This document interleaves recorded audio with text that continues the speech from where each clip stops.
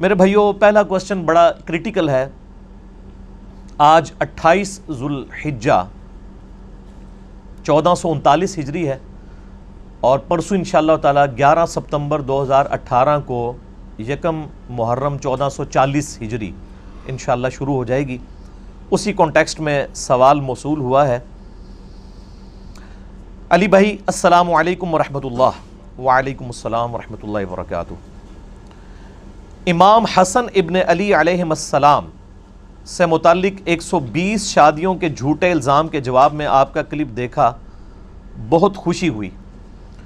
آپ سے گزارش ہے کہ امام حسن علیہ السلام کے قاتل کا نام اور قتل کی وجوہات بھی ذرا امت کے سامنے لائیں اور حق گوئی کا مظاہرہ فرمائیں، کیونکہ محرم 1440 ہجری کی آمد ہے۔ شکریہ۔ میرے بھائیوں، پہلے تو میں جواباً عرض کروں اس سوال کے جواب میں کہ الحمدللہ اس پلیٹ فارم سے حق گوئی کا جس طریقے سے مظاہرہ ہو رہا ہے، اس کی مثال دینا شاید ممکن نہیں ہے، اور اگر آپ کو کوئی مثال ملے تو مجھے ضرور بتائیے گا۔ ویسے علماء جو پروفیشنل ہوتے ہیں مکاتب فکر کے، وہ اپنے مکاتب فکر کے علماء سے بھی جیلسی کا شکار ہوتے ہیں، اور دوسروں سے تو ہوتے ہی ہیں۔ اللہ کے فضل سے مجھے اگر کوئی بتائے گا نا کہ علی بھائی اس طرح کا کام آپ سے بہتر طریقے سے فلاں بندہ کر رہا ہے، تو میرا تو خوشی سے شاید 1 کلو خون ہی بڑھ جائے۔ جیلسی تو ہوگی نہیں، میں کہوں گا شکر ہے یار، ہماری محنت رنگ لائی کہ یہ فرقہ واریت کی لعنت کے خلاف جو ہم نے آواز اٹھائی تھی، اس میں اور لوگ بھی شامل ہوئے، تو جیلسی کا تو سوال ہی نہیں پیدا ہوتا اللہ کے فضل سے۔ حق گوئی الحمدللہ اس پلیٹ فارم سے جو ہے وہ ببانگ دول ہوتی ہے، اور کیوں ہوتی ہے؟ اس لیے کہ نہ میں وابی نہ میں بابی، میں ہوں مسلم علمی کتابی۔ نہ ہم سو کالڈ کوئی علمی بات کرے اسے وہابی کہہ دیتے ہیں، ہم وہابی نہیں ہیں، ہم بابی بھی نہیں، بابوں کے ماننے والے یا بابوں کا دفاع کرنے والے، ہم علمی کتابی بکش مسلم ہیں۔ ایک نان بکش مسلم ہوتے ہیں، ان کو میں کہتا ہوں ٹنی، سن سنا کے سنی، سنی سن ہو گئے ٹن، اور ایک پڑھ پڑھا کے سنی، وہ صحیح سنی ہوتا ہے جو پڑھ پڑھا کے علمی کتابی مسلمان ہو۔ اور سنی ایز اے منہج میں استعمال کر رہا ہوں، ایز اے فرقہ نہیں۔ فرقہ واریت تو اسلام کے اندر حرام ہے۔ میرے بھائیو، یہ ایک تلخ حقیقت ہے کہ اس امت نے امام کائنات سید الاولین والآخرین شفیع المذنبین رحمت للعالمین سیدنا و مولانا امام اعظم محمد رسول اللہ صلی اللہ علیہ وآلہ وسلم کی جو وصیت تھی غدیر خم کے موقع پر، اس کا بالکل خیال نہیں رکھا، اور آپ صلی اللہ علیہ وآلہ وسلم کے پورے خاندان کو سوائے چند لوگوں کے، اور اس میں بھی ٹاپ آف دا لسٹ سیدنا حسن اور حسین علیہم السلام کو مظلومانہ طریقے سے قتل کیا۔ اور اس کی مثال انسانی تاریخ میں نہیں ملتی کہ امت جو ماننے والی امت ہے، انہوں نے خود اپنے پیغمبر کے ماننے والوں کو، ان کی اولاد کو اس طریقے سے ذبح کیا ہو، والعیاذ باللہ تعالی۔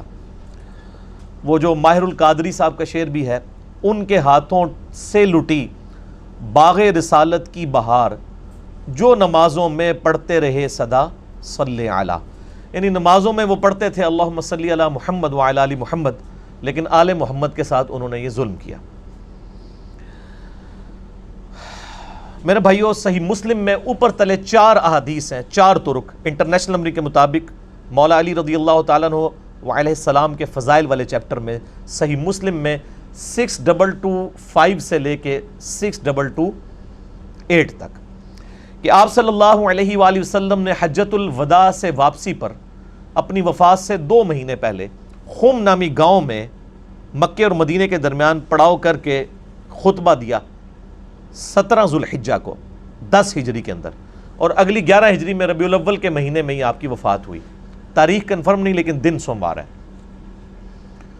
اور آپ کی گفتگو بڑی کنکلوڈنگ تھی۔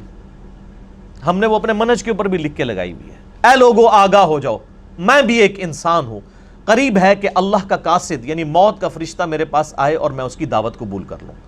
میں اپنے بعد تم میں 2 بھاری چیزیں چھوڑ کے جا رہا ہوں، ان میں سے پہلی چیز اللہ کی کتاب ہے۔ تم اللہ کی کتاب کو پکڑو، اپنا تعلق اس کتاب کے ساتھ مضبوط کرو۔ اللہ کی کتاب اللہ کی رسی ہے، جو اسے پکڑے گا وہ ہدایت پر ہوگا، جو اسے چھوڑ دے گا وہ گمراہ ہو جائے گا۔ اور زید ابن ارقم کہتے ہیں پھر نبی علیہ السلام ترغیب دلاتے رہے، اللہ کی کتاب، اللہ کی کتاب، اللہ کی کتاب، لیکن امت نے کتاب کو پس پش ڈال دیا۔ اور پھر فرمایا دوسری بھاری چیز میں چھوڑ کے جا رہا ہوں، وہ میرے اہل بیت ہیں، میں اپنے اہل بیت کے معاملے میں تمہیں اللہ کا خوف دلاتا ہوں، میں اپنے اہل بیت کے معاملے میں تمہیں اللہ کا خوف دلاتا ہوں، میں اپنے اہل بیت کے معاملے میں تمہیں اللہ کا خوف دلاتا ہوں۔ 3 دفعہ امت کو ڈرایا، لیکن امت نے اس معاملے میں بھی نبی علیہ السلام کی وصیت کا پاس نہیں رکھا۔ یعنی آپ کو تو اللہ تعالیٰ نے غیبی خبر دے دی تھی کہ آپ کی امت یہ کرے گی، آپ نے امت کو بتایا کہ اس سسٹم کا حصہ نہ بننا، جو کچھ آل امیہ میری اہل بیت کے ساتھ ظلم کریں گے تم نے اس سسٹم کا حصہ نہیں بننا۔ لیکن آپ دیکھ لیں امت نے پھر کس طریقے سے یعنی اہل بیت کے ساتھ ظلم کیا، اور جس کی یعنی ہیٹ آج تک ہم محسوس کر رہے ہیں، وہ تکلیف آج تک ہمیں کاٹنی پڑ رہی ہے، وَلِعَوْذُ بِاللَّهِ تعالی۔ اور اس امت نے اگر یہ کام نہ کیا ہوتا تو آج امت کی حالت مختلف ہوتی، اس آزمائش سے ہمیں نہ گزرنا پڑتا۔ اور ضمناً مجھے وہ حدیث یاد آ گئی صحیح بخاری میں انٹرنیشنل نمبر کے مطابق 3748 سیدنا حسن و حسین علیہم السلام والے فضائل والے چیپٹر میں، کہ سیدنا حسین ابن علی کا سر کاٹ کر ایک تشت میں رکھ کے عبید اللہ ابن زیاد کے سامنے پیش کیا گیا، گورنر کوفہ جو یزید ابن معاویہ کی طرف سے گورنر تھا۔ صحیح بخاری انٹرنیشنل نمبر کے مطابق 3748، اور اس حدیث میں حسین کے ساتھ علیہ السلام لکھا ہے، علیہ السلام امام بخاری نے۔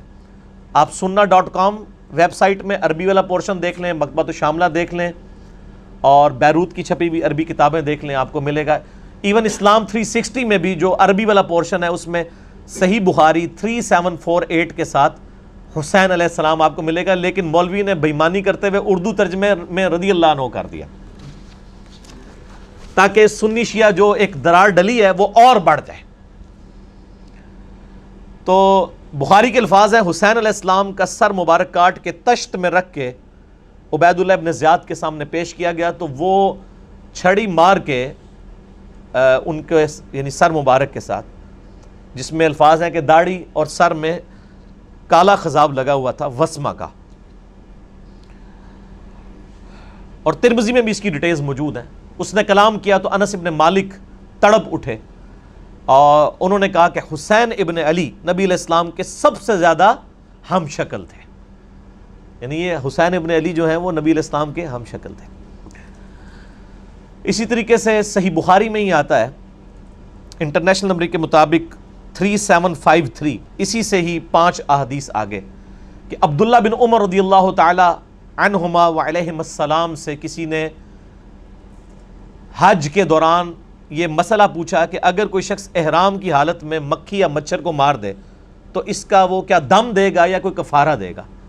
تو آپ نے یہ پوچھا یہ کون پوچھ رہا ہے؟ تو انہوں نے کہا یہ عراقی پوچھ رہا ہے، اور ظاہر ہے وہ عراق کا گورنر ہی تھا یزید کا، عبید اللہ ابن زیاد۔ آپ نے فرمایا یہ عراقی مجھ سے یہ مسئلہ پوچھتے ہیں کہ احرام کی حالت میں مکھی یا مچھر کو مارنے کا کفارہ کیا ہے، حالانکہ ان عراقیوں نے اللہ کے نبی کے نواسے کو قتل کیا ہے، جس کے بارے میں نے نبی علیہ السلام سے خود سنا تھا کہ حسن و حسین دنیا میں میرے 2 پھول ہیں۔ اللہ کی لعنت ہو ان لوگوں پر جنہوں نے حسین ابن علی یا حسن ابن علی کو مظلومانہ شہید کیا، اور اللہ کی رحمت ہو، کروڑیں رحمتیں ہوں ان محدثین پر جنہوں نے یہ سچائی امت تک پہنچائی اور سنی شیعہ ٹسل کا شکار نہیں ہوئے۔ میرے بھائیو، آج کے اس کوسچن کو کہ حسن ابن علی کا قاتل کون ہے، کیونکہ ابھی محرم کا مہینہ شروع ہونے والا ہے، آج 9 ستمبر ہے، 11 ستمبر کو یکم محرم 1440 ہجری ہوگی، تو حسین علیہ السلام کے اوپر زیادہ گفتگو ہو رہی ہوتی ہے، حالانکہ حسن ابن علی کو بھی شہید کیا گیا، ان کو زہر دے کے قتل کیا گیا۔ ان کا قاتل کون ہے اس کو میں احادیث کی روشنی میں بعد میں ڈسکس کروں گا۔ شروع میں اہل حدیث علماء کے 3 ریفرنسز کوٹ کروں گا، چونکہ اس وقت پریکٹیکلی سعودیہ اور ایران ٹسل کے اندر یزیدیت اور ناسبیت، یعنی حسین علیہ السلام سے بغض یزیدیت اور مولا علی علیہ السلام سے بغض ناسبیت، اس کا پریکٹیکل جھنڈا اس وقت بعض اہل حدیث علماء نے اٹھایا ہوا ہے، سارے اہل حدیث کی نہیں بات کر رہا، بعض، اور بعض تو ماشاءاللہ پھر انہوں نے ناسبیت کا رد کیا ہے، جیسے شیخ زبیر لیزئی رحمہ اللہ تعالی ہے، المتوفی 1435 ہجری، بمطابق 10 نومبر 2013 ان کی ڈیتھ ہوئی، اور مولانا اسحاق صاحب فیصل آباد والے رحمہ اللہ تعالی المتوفی 28 اگست 2013، دونوں ایک ہی سال فوت ہوئے۔ میرے دونوں استاد ایک ہی سال میں، ایک اگست کے مہینے میں اور دوسرے نومبر کے مہینے میں 2013 کے اندر۔ اللہ تعالیٰ ان کی قبروں کو نور سے بھرے، انہیں نیک کاموں کا اجر عطا فرمائے، ان کی برائیوں سے درگزر فرمائے۔ ان دونوں نے یعنی اہل بیت کے دفاع کا وہ حق ادا کیا جو شاید سو کالڈ وہ لوگ جو اہل بیت کی محبت کا دم بھرتے ہیں انہوں نے بھی نہیں دیا۔ اسی لیے میں دیکھتا ہوں کہ ان لوگوں کی سائٹس کے اوپر بھی، ان لوگوں کے بھی فیس بکس اور یوٹیوب کے اوپر ان لوگوں کی ویڈیوز شیئر ہوئی ہوتی ہیں محرم کے دنوں کے اندر، الحمدللہ۔ لیکن ساتھ ہی ساتھ بعض اہل حدیث میں ہی علماء ہیں جن میں ٹاپ آف دا لسٹ ہمارے جیلم شہر کا ایک فیض عالم صدیقی تھا، ناسبی، جو قتل بھی ہو گیا بعد میں، 1988 کے راؤنڈ اباؤٹ کی بات ہے، جنہوں نے ناسبیت پھیلائی۔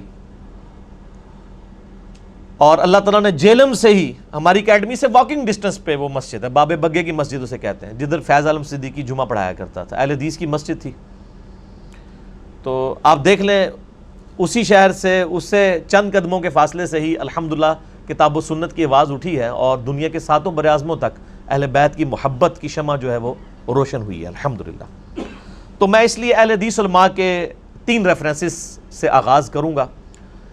2 ریفرنسز جو ہیں وہ صحیح مسلم کی شرح میں جو اہل حدیث نے چھاپی ہوئی ہے، مکتبہ اسلامیہ نے بھی چھاپی ہے، باقی مکتبوں نے بھی، مکتبہ رحمانیہ نے بھی، علامہ وحید الزمان رحمہ اللہ تعالی کی، اور ایک شرح صحیح بخاری کی، وہ بھی اہل حدیث نے چھاپی ہوئی ہے، سید محمد داؤد راز رحمہ اللہ تعالی، جو انڈیا پاکستان جب نہیں بنا تھا اس سے پہلے پوری جمعیت اہل حدیث ہند کے وہ ہیڈ تھے۔ انہوں نے 8 جلدوں پہ صحیح بخاری کی شرح لکھی ہے، جو آپ کے پاس PDF اویلیبل بھی ہے عموماً نیٹ کے اوپر۔ ان کا میں ایک ریفرنس انشاءاللہ یہاں پہ کوٹ کروں گا، اور چونکہ ہماری HD ریکارڈنگ ہوتی ہے تو اسی ریکارڈنگ میں انشاءاللہ آپ کو سکرین کے اوپر HD وہ JPGs نظر بھی آ جائیں گے۔ جب اس کو ہم اپلوڈ کریں گے اس سے پہلے اس کو انشاءاللہ پبلش کروا لیں گے فرحان بھائی انشاءاللہ تعالی۔ ان کو میں نے وہ سارے JPGs جتنی بھی آج ریفرنسز آنے ہیں نا وہ انشاءاللہ آپ کو سکرین میں نظر آئیں گے انشاءاللہ تعالی، لہذا ٹینشن لینے کی ضرورت اس حوالے سے نہیں ہے۔ پہلا ریفرنس ہے میرے بھائیو شرح صحیح مسلم اہل حدیث کی، علامہ وحید الزمان۔ صحیح مسلم میں حدیث ہے انٹرنیشنل نمبر کے مطابق 6409۔ میں نے اپنے لیپ ٹاپ کے اندر وہ پہلے ہی کر کے رکھی ہے تاکہ میں آپ کو ورڈ بائی ورڈ وہ کامنٹس پڑھ کے بتا سکوں۔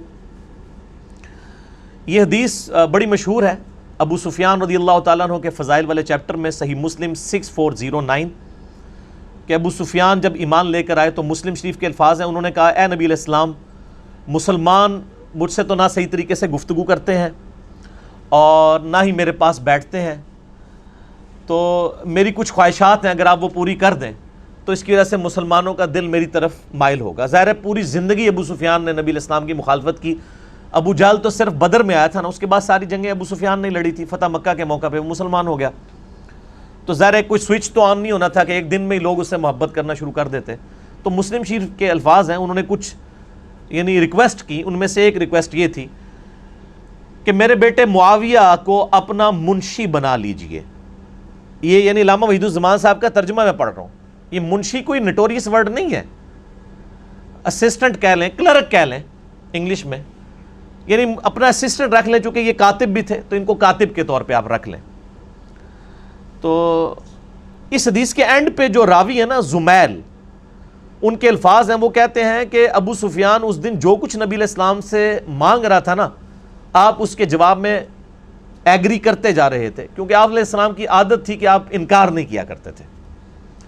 تو اس طریقے سے سفارشی طور پر ابو سفیان نے اپنے بیٹے معاویہ ابن ابی سفیان رضی اللہ تعالیٰ عنہما کو جو ہے نبی علیہ السلام کے منشی کے طور پہ، اسسٹنٹ کے طور پہ، کاتب کے طور کے اوپر بھرتی کروایا۔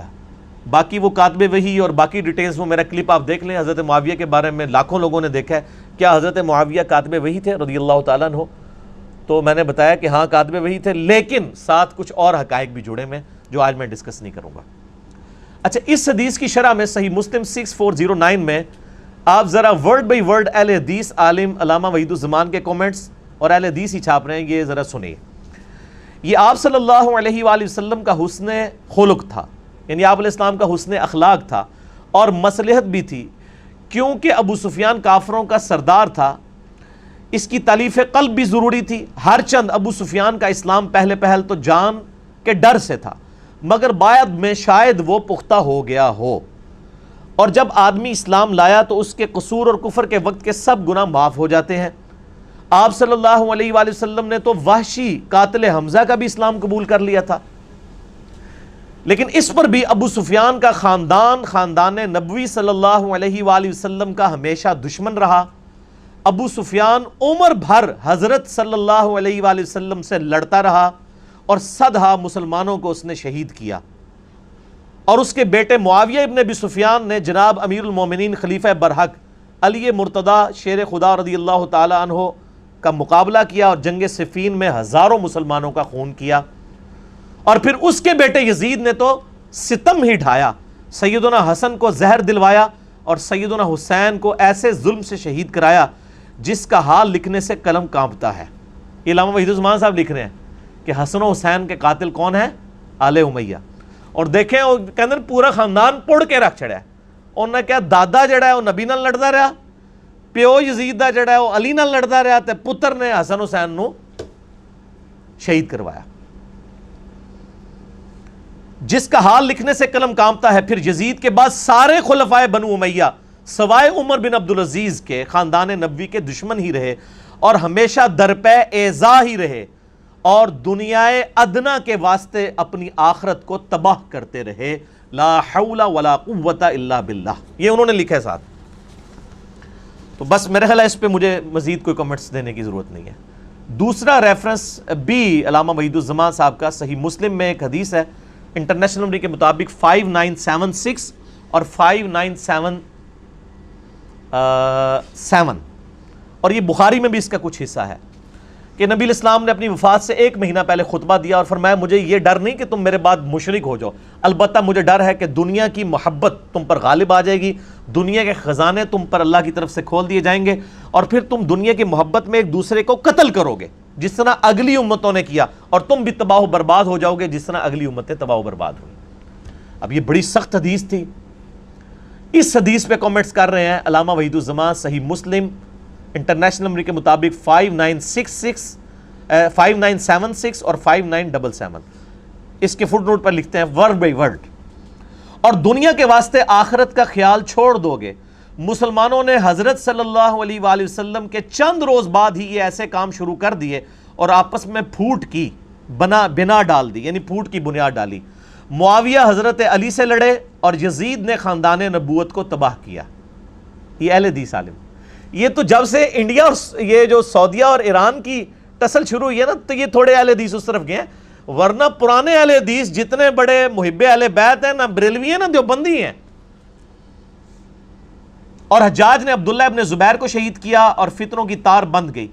اس روز سے آج تک مسلمانوں کا وہی حال ہے کہ کسی ایک خلیفہ پر سب اکٹھے نہیں ہو سکے. آخر کافر موقع پا کر ان پر غالب ہوئے اور ان کی قوت کو خاک میں ملا دیا. والعیاذ باللہ تعالی. اب انہی کے روحانی شاگرد ہیں سید داود راز، جو کمبائنڈ جمعیت اہل حدیث انڈیا پاکستان کے صدر تھے اور علامہ وحید الزمان صاحب کو اپنا مرشد مانتے ہیں. جگہ جگہ وہ صحیح بخاری کی شرح میں ان کے ریفرنسز کوٹ کرتے ہیں. انہوں نے صحیح بخاری کی شرح جو 8 جلدوں میں موجود ہے، اس میں بخاری کی شرح میں 4359 نمبر حدیث ہے بخاری کی. اس کی شرح کرتے ہوئے کیا لکھتے ہیں؟ یہ بخاری کی حدیث ہے کہ جریر ابن عبداللہ رضی اللہ تعالیٰ عنہ یمن کے سفر پہ تھے اور اسی دوران نبی الاسلام کی پیچھے ڈیتھ ہو گئی اور حضرت ابوبکر کو خلیفہ چن لیا گیا، اور ابھی یہ مدینہ شریف آئے نہیں تھے. تو راستے میں ان کی ملاقات ذو امر نامی ایک شخص سے ہوئی جس تک آلریڈی نبی علیہ السلام کی وفات کی خبر پہنچ چکی تھی. وہ بڑا جہاندیدہ بندہ تھا، اس کے پاس یعنی علم بھی تھا. انہوں نے بڑے حسن سلوک کے ساتھ اس کے ساتھ معاملہ کیا. تو جاتے جاتے اس نے نا ان کو ایک نصیحت کی جو بخاری میں 4359 نمبر حدیث کے اندر امام بخاری نے نقل کی ہے. وہ شخص کہتا ہے کہ چونکہ تم نے مجھ پر احسان کیا ہے، میں تمہیں ایک بات بتاؤں گا کہ تم اہل عرب اس وقت تک خیر و بھلائی کے ساتھ رہو گے جب تک تمہارا طرز عمل یہ ہوگا کہ جب تمہارا کوئی امیر وفات پا جائے تو تم اپنا کوئی اور امیر مقرر کر لو، لیکن جب امارت کے لیے تلوار تک بات پہنچ جائے گی تو تمہارے امیر بادشاہ بن جائیں گے، وہ بادشاہوں کی طرح غصہ ہوا کریں گے اور انہی کی طرح خوش ہوا کریں گے۔ یعنی جب خلافت ختم ہوگی اور ملوکیت آئے گی پھر وہ دنیا دار بادشاہ ہوں گے۔ یہ بخاری کے الفاظ ہیں۔ کانت بالسیف کانوا ملوکا یغضبون غضب الملوک ویرضون رضا الملوک۔ اس پہ حدیث مکمل ہوئی ہے۔ اس کی شرح میں سید داود راز کیا لکھتے ہیں؟ ذو امر کی آخری نصیحت جو یہاں مذکور ہے وہ بالکل ٹھیک ثابت ہوئی۔ خلفائے راشدین یعنی ابوبکر، عمر، عثمان و علی کے زمانے تک خلافت مسلمانوں کے مشورے اور صلاح سے ہوتی تھی۔ اس دور کے بعد کسرا اور قیصر کی طرح یعنی رومن اور پرشین امپائر کے ہیڈ جس طرح اپنے بچوں کو خلیفہ بناتے تھے، ان کی طرح طاقت کے بل پر بادشاہ بننے لگے اور مسلمانوں کا شرازہ منتشر ہو گیا۔ حضرت امیر معاویہ رضی اللہ تعالیٰ عنہ نے جب خلافت یزید کا اعلان کیا تو کئی بابصیرت صحابہ نے ان کو صاف کہہ دیا تھا کہ آپ سنت رسول کو چھوڑ کر کسرا اور قیصر کی سنت کو زندہ کر رہے ہیں۔ یہ بخاری میں ہے 4827 نمبر، وہ میں نے اپنے پمفلٹ میں ساری حدیثیں ڈالی ہیں، آپ کو تعارف بھی کروا دوں گا۔ یہ داؤد راز لکھ رہے ہیں کہ قیصر و کسرا کی جو طریقہ تھا ان کو کس نے زندہ کیا۔ بہرحال اسلامی خلافت کی بنیاد امرہم شورا بینہم پر ہے، جس کو ترقی دے کر آج کی جمہوریت لائی گئی ہے۔ اگرچہ اس جمہوریت میں بہت خرابیاں ہیں تاہم شورا کی ایک ادنا جھلک ہے، اور میرا بھی یہی موقف ہے کہ جو اسلامک ڈیموکریسی ہے یہ خلفائے راشدین کی ایک ماڈرن فارم ہے خلافت راشدہ کی، اور یہ دیکھ لیں سید داؤد راز صاحب نے بھی یہی لکھا ہوا ہے الحمدللہ۔ یہ 3 ریفرنسز تھے اہل حدیث علماء کے۔ اب یہ ٹاپک ایسا ہے کہ میں اس پہ گھنٹوں فی البدی بول سکتا ہوں، آپ کو پتہ ہے میری تو اسپیشلٹی جن ٹاپکس میں ان میں یہ بھی ہے ایک، لیکن to cut the story short میں آپ کو صرف ایک ریسرچ پیپر کا ہی تعارف کرواؤں گا جو میں اکثر کرواتا ہوں۔ یہ میرا ریسرچ پیپر ہے میرے بھائیوں، ریسرچ پیپر نمبر 5B، واقعہ کربلا کا حقیقی پس منظر 72 صحیح الاسناد احادیث کی روشنی میں۔ 72 کیا میں نے نسبت لی ہے شہدائے کربلا کی نسبت سے، ورنہ اس میں احادیث 200 سے زیادہ ہیں۔ اکثر احادیث بخاری اور مسلم سے ہیں، عربی میں بھی ہے، اردو میں بھی ہے، ہندی میں بھی ہے، انگلش میں بھی ہے، فارسی کا کام بھی ہونے والا ہے، پشتو اور بنگالی میں بھی لوگوں نے کام شروع کر دیا ہے الحمدللہ۔ میں نے اس میں ٹروتھ ریویل کیا ہے، یہ جعلی پس منظر نہیں، خیالی پلاؤ نہیں ہے۔ اور یہ ایک عبداللہ ابن سبا تھا، پوری امت کی مت مار دی اس نے، ایک کریکٹر گھڑا جو کہ مولا علی کے دور میں آیا تھا، شہادت عثمان میں اس کا کوئی تعلق نہیں ہے، صرف آل امیہ کی بدماشیوں کو چھپانے کے لیے انہوں نے یہ ایک جھوٹ گھڑا۔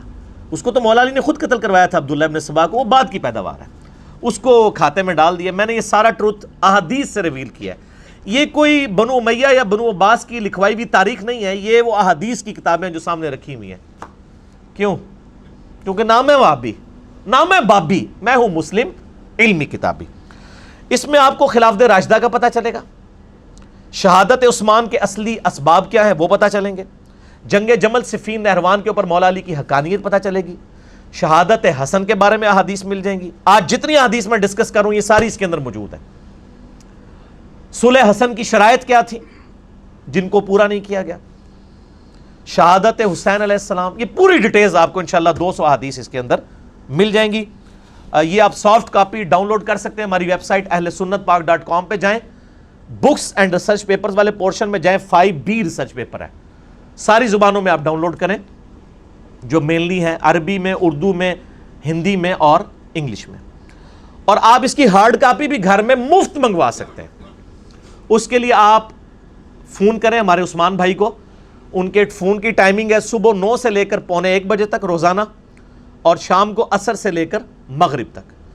ان کا نمبر ہے +92 321 5900 پاکستان میں کریں گے تو 0321 5900 ان کو کال کریں۔ انشاءاللہ یہ ڈاک میرے تمام ریسرچ پیپرز انکلوڈنگ 5B آپ کے گھر انشاءاللہ بالکل مفت آ جائیں گے انشاءاللہ تعالی، تو آپ منگوا سکتے ہیں۔ میرے بھائیو 5B ریسرچ پیپر میں ہی 50 نمبر سیریل کے اوپر وہ حدیث موجود ہے جس میں ذکر ہے کہ حسن ابن علی کو زہر دے کر شہید کیا گیا، اور یہ حدیث جو ہے وہ المصنف ابن ابی شیبہ میں انٹرنیشنل نمبرنگ کے مطابق 37,359 ہے، اور جو مکتبہ رحمانیہ نے PDF چھاپا ہوا ہے نا اردو میں، اس میں ہے 38,514۔ وہ انشاءاللہ JPG ہم اس کے اوپر ڈسپلے بھی کر دیں گے، آپ کو وہ حدیث نظر آ جائے گی۔ یہ حدیث المصنف ابن ابی شیبہ میں موجود ہے اور المستدرک للحاکم میں بھی ہے انٹرنیشنل نمبر کے مطابق 4816۔ اور ہمارے جہلم شہر کے بہت بڑے ایک محدث شیخ غلام مصطفیٰ ظہیر صاحب حافظہ اللہ تعالی من الجنت والناس، شیخ زبیر علی ظہیر صاحب کے شاگرد ہیں، انہوں نے اس حدیث کی سند کو صحیح ڈکلیئر کیا، اور ان کا رسالہ ہے السنہ 26 نمبر میں انہوں نے یہ حدیث نقل کی، اور اس کے باقی بھی انہوں نے کئی ایک طریق تھے ان کے سارے ریفرنسز اس کے اندر کوٹ کیے، انشاءاللہ ہم JPG میں وہ بھی یہاں پر ایڈ کر دیں گے کہ حسن ابن علی کو زہر دے کر شہید کیا گیا۔ وہ حدیث آپ کو میں ورڈ بائی ورڈ المصنف ابن ابی شیبہ سے پڑھ کے سنا بھی دیتا ہوں تاکہ آپ کو یہ بات پتہ بھی چل جائے۔ حضرت عمیر ابن اسحاق تابعی روایت کرتے ہیں کہ میں اور ایک آدمی، ان کا کوئی دوست تھا، حضرت حسن ابن علی کی عیادت کے لیے حاضر ہوئے۔ حسن ابن علی اس وقت اس آدمی سے کہنے لگے کہ مجھ سے پوچھ لو اس سے پہلے کہ تم مجھ سے کچھ پوچھ نہ سکو، یعنی میری موت کا وقت قریب ہے، کوئی علمی بات ڈسکس کرنی ہے تو مجھ سے کر لو۔ آپ دیکھیں کہ علم کتنی بڑی چیز ہے، یعنی اہل بیت میں سے پھر نبی علیہ السلام کے نواسے سیدنا حسن ابن علی، وہ موت کے وقت بھی کہہ رہے ہیں کہ کوئی علمی بات مجھ سے ڈسکس کرو۔ اس لیے میں کہتا ہوں علم حاصل کرنا یا علم سکھانا یہ ہزاروں سال کی عبادت سے بہتر ہے، نفلی عبادت سے، اس سے پہلے کہ تم مجھ سے پوچھ نہ سکو۔ ان صاحب نے کہا کہ میں آپ سے کچھ نہیں پوچھنا چاہتا، اللہ تعالیٰ آپ کو عافیت عطا کرے۔ راوی نے فرمایا کہ حضرت حسن کھڑے ہوئے اور بیت الخلاء میں داخل ہوئے، پھر بیت الخلاء سے واپس ہمارے پاس تشریف لائے اور ارشاد فرمایا میں تمہاری طرف نہیں نکلا یہاں تک کہ میں نے اپنے جگر کا ایک ٹکڑا پھینکا ہے جس کو میں اس لکڑی سے الٹ پلٹ کر رہا تھا۔ یعنی وہ ٹائلٹ گئے تو ان کو پیشاب کے اندر یا انہوں نے وامٹنگ کی، الٹی کے اندر ان کے جگر کے ٹکڑے کٹ کے نکلے، چونکہ بڑا سخت زہر دیا گیا تھا۔ مجھے کئی مرتبہ زہر پلایا گیا لیکن اس مرتبہ زیادہ سخت، اس سے زیادہ سخت چیز کوئی اور نہیں تھی، یعنی اس دفعہ جو مجھے زہر دیا گیا وہ بہت سخت تھا جس کی وجہ سے میرا جگر کٹ کے باہر نکلا۔ اللہ کی لعنت ہو ان لوگوں پر جنہوں نے حسن ابن علی کے ساتھ یہ ظلم کیا، حسین ابن علی کے ساتھ ظلم کیا، ان پہ اللہ کی لعنت، اللہ کے فرشتوں کی لعنت، تمام لعنت کرنے والوں کی لعنت، آمین۔ حضرت عمیر تابعی کہتے ہیں اگلے دن ہم صبح کے وقت دوبارہ عیادت کے لیے گئے تو وہ اس وقت جان کنی کی حالت میں تھے، یعنی وہ حالت نزع میں تھے۔ عمیر کہتے ہیں کہ حضرت حسین علیہ السلام ان کے پاس آئے، ان کے سر کے پاس بیٹھ گئے، یعنی حسن ابن علی نزع کے عالم میں لیٹے ہوئے ہیں اور ان کے چھوٹے بھائی حسین ابن علی وہ ان کے سرہانے آ کے پاس بیٹھ گئے اور فرمایا اے بھائی جان آپ کو زہر دینے والا کون ہے؟ تو حضرت حسن ابن علی نے فرمایا کیا تم اسے قتل کرنا چاہتے ہو؟ تو انہوں نے فرمایا جی ہاں۔ تو حضرت حسن نے فرمایا اگر وہ وہی ہے جس کے بارے میں میرا گمان ہے تو اللہ تعالیٰ اسے سخت سزا دینے والا ہے، اور اگر وہ بری ہے تو میں یہ پسند نہیں کرتا کہ ایک بری آدمی میری وجہ سے قتل کر دیا جائے۔ یعنی انہوں نے کہا مجھے اسیسمنٹ تو ہے کہ مجھے قتل کرنے کے لیے زہر کس نے دیا ہے، لیکن چونکہ حضرت حسن کو علم غیب تو کوئی نہیں تھا نا، یہ تو آپ کے بزرگ بابوں کے بارے میں دعوے ہیں نا، تو انہوں نے کہا اگر تو میری یہ اسیسمنٹ درست ہے تو تمہیں بدلہ لینے کی ضرورت نہیں، اللہ تعالیٰ انتقام لینے والا ہے، اور اگر میری اسیسمنٹ غلط نکلی اور تم نے بدلہ لیا تو ایک مظلوم آدمی کو تم قتل کر دو گے۔ آپ دیکھ لیں موت کے نزع کے عالم میں بھی انصاف کا دامن اہل بیت اپنے ہاتھوں سے نہیں جانے دیتے تھے۔ تو یہ حدیث مصنف ابن ابی شیبہ میں بھی ہے، اردو میں بھی ترجمہ آ چکا ہے، PDF انشاءاللہ ہم اٹیچ کر دیں گے۔ المصنف ابن ابی شیبہ کے علاوہ یہ المستدرک للحاکم میں موجود ہے جس کا میں نے حوالہ الحمدللہ دے دیا۔ اب رہا میرے بھائیوں کہ حسن ابن علی کو یہ زہر دیا کس نے تھا؟ اس حوالے سے اہل سنت کی جو مین سٹریم کی تاریخ کی کتابیں ہیں صحابہ کرام کے احوال کے اوپر کتاب لکھی گئی ہے الاستیاب، امام ابن عبد البر، المتوفی 463 ہجری، بڑی مشہور کتاب ہے۔ شام کے اندر وہ بہت بڑے یعنی اہل سنت کے امام گزرے ہیں، محدث ہیں۔ انہوں نے اس طرح کی روایتیں نقل کی ہیں کہ حضرت معاویہ رضی اللہ تعالیٰ عنہ نے حسن ابن علی کو زہر دیا تھا، لیکن سند کے اعتبار سے یہ روایتیں کمزور ہیں۔ اسی طریقے سے طبقات ابن سعد، ان سے بھی پہلے امام محمد ابن سعد المتوفی 230 ہجری، جو امام بخاری امام مسلم کے ہم اثر ہیں، طبقات ابن سعد انہوں نے لکھی ہے، اس میں بھی ملتا ہے کہ معاویہ ابن ابی سفیان اور یزید ابن معاویہ کے بارے میں کہ انہوں نے حسن ابن علی کو زہر دے کر قتل کروایا۔ اس کے علاوہ امام بلازری کی کتاب المتوفی 290 ہجری، انصاب الاشراف، جس سے یہ محرم کے دنوں میں جعلی روایت پیش کر رہے ہوتے ہیں کہ حسین علیہ السلام نے کہا میری 3 شرطیں ہیں، یا تو مجھے یزید کے پاس جانے دو، میں اس کے ہاتھ پہ بیعت کر لیتا ہوں، یا مجھے واپس جانے دو، یا کسی مسلمان سرحد پہ جانے دو۔ کوڑ مارو ہو جڑا کوئی ہضم بھی ہوئے کسی نو، وہ کتاب ہی جعلی ہے، وہ اپنے مصنف سے ثابت ہی نہیں ہے۔ اور اگر کوئی ثابت کرنا چاہتا ہے تو سر اسی انصاب الاشراف میں لکھا ہے کہ معاویہ ابن ابی سفیان نے حضرت حسن ابن علی کو قتل کروایا ہے، اور کچھ بھی بہت کچھ لکھا ہوا ہے۔ یزید کے باوجداد کے تابوت دوزخ کے اندر ہے، اور بھی بہت کچھ لکھا ہے۔ میری شیخ زبیر صاحب کے ساتھ جب 1 to 1 اس کے اوپر ڈسکشن ہوئی، ان کا کہ یہ اگر بلازری کی کتاب کو صحیح مانیں گے تو یہ حضرت معاویہ کا پھر ایمان ثابت کرنا ان کے لیے ممکن نہیں رہے گا، تو اس لیے اس کتاب سے ہی جان چھڑائیں۔ تو نہ ہم 3 شرطوں والی بات بھی جعلی، یہ بھی جعلی۔ اس طریقے سے تاریخ دمشق ہے، امام ابن عساکر، علی ابن حسین ابن عساکر، المتوفی 571 ہجری، تاریخ دمشق ان کی مشہور ہے۔ اس میں بھی ملتا ہے کہ حضرت معاویہ نے زہر دیا، لیکن یہ سب کی سب روایتیں کمزور ہیں، تاریخی ہیں، ہم ان کو پیش نہیں کرتے۔ البتہ سنن ابی داؤد میں ایک صحیح سند کے ساتھ حدیث ہے، یہ ابو داؤد پڑھی نہیں ہوئی، پڑھی بھی ہوئی ہے۔ انٹرنیشنل نمبر کے مطابق 4131، وہ حدیث میں ورڈ بائی ورڈ کور کروں گا آج، جس سے آپ کو پتا چلے گا کہ قتل حسن کا بینیفیشری کون ہے۔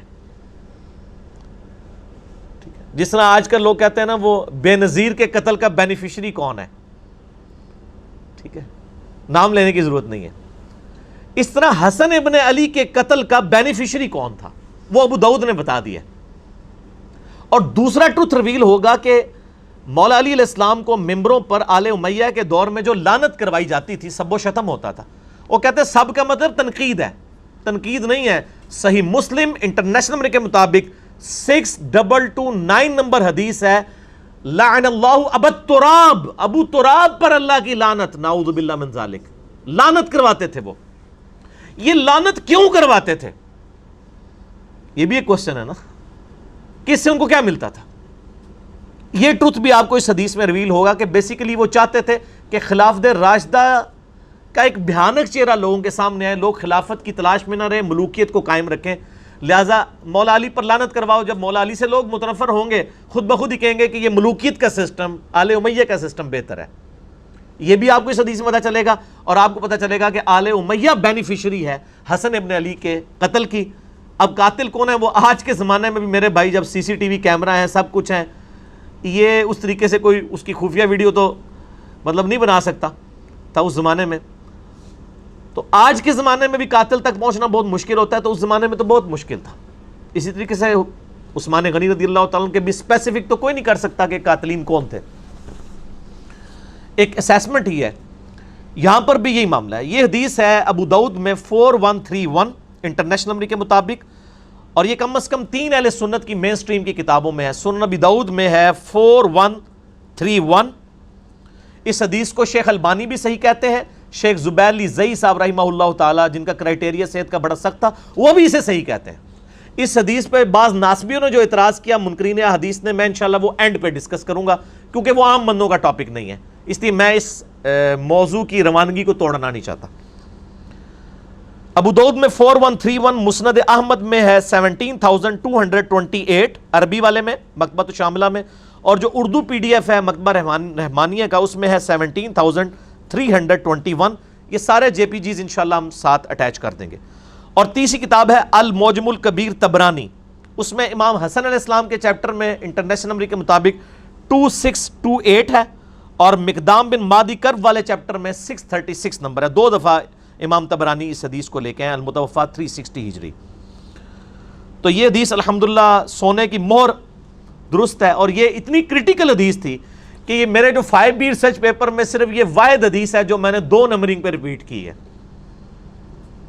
سیریل نمبر 31 پہ بھی اور سیریل نمبر 51 کے اوپر بھی, اور ایک ایک نمبرنگ پہ کئی حدیثیں ہیں. اس میں مثلا جو 33 نمبر ہے غدیر خم کے میں نے 8 طرق جمع کیے ہیں. ویسے تو غدیر خم پہ لاکھوں لوگ میرا کلپ دیکھ چکے ہیں یوٹیوب پہ, جو میں نے کور کیے ہیں وہ آپ دیکھ سکتے ہیں. تو ایک ایک نمبر پہ کئی احادیث ہیں, اس لیے 200 سے زیادہ روایتیں ہیں. تو اس ریسرچ پیپر میں یہ روایت 4131 موجود ہے انٹرنیشنل نمبر کے مطابق.